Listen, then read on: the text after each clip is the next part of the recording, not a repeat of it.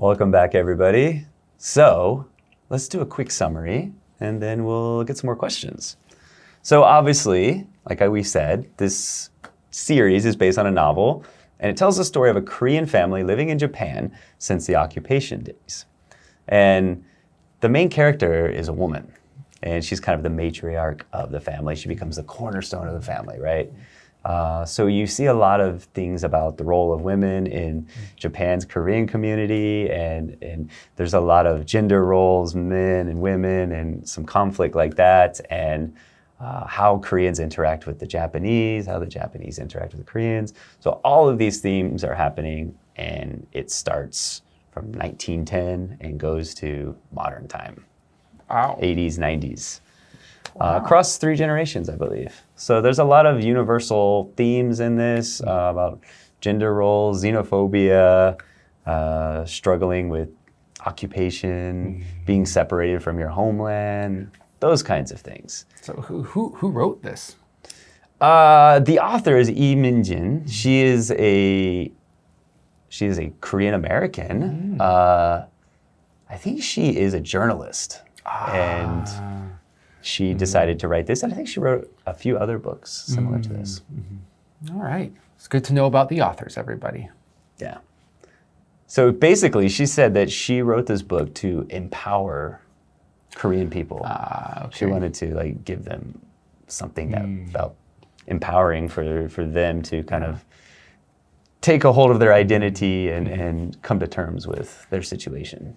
And I don't know if it's coincidental or not, but a lot of people seem to kind of have the same feelings towards this and have a little bit of, I don't know, commiseration with this sort of show where they feel like their country has had similar things or their culture has had similar things, and they can find those similarities in the message that was meant for Korean people. You told us that you haven't seen Pachinko yet, but does this article make you want to see it?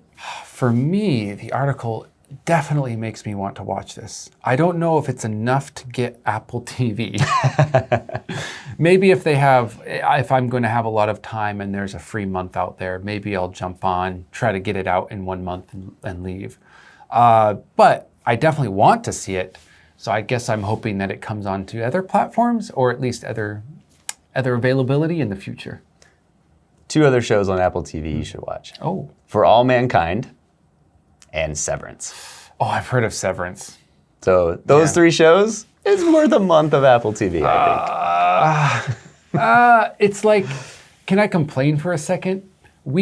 Our generation left TV because there was too many channels and it was too expensive. There was too many bundle deals and this and that all put together, and you had to add on money here. And we were like, you know what? Netflix, simple, to the point. We don't have everything we want, but we have a lot. And now it's going back to the same thing. There's 7, 8 different streaming services. And if you live in Korea, there's even more. And now we have to make a bundle package of all. It's going back to what it used to be, and it makes my heart sad as apparently a boomer. There you go.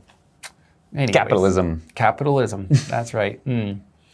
Well, this Pachinko show obviously has dealt with some harder issues of life, but one of those is, traditional view on women and sort of the roles that women and men may have, traditionally, modern, or, whatever it may be.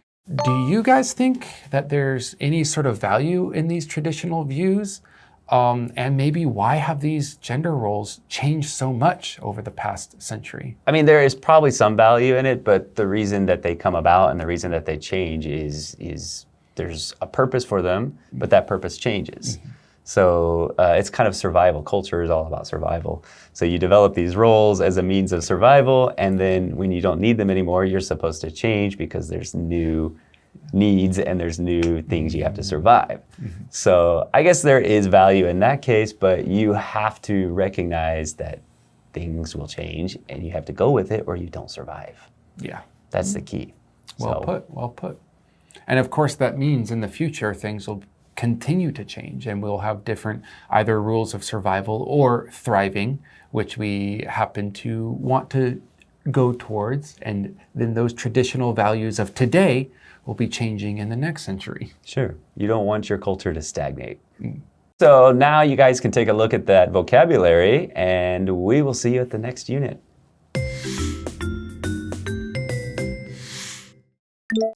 Make waves. Make waves.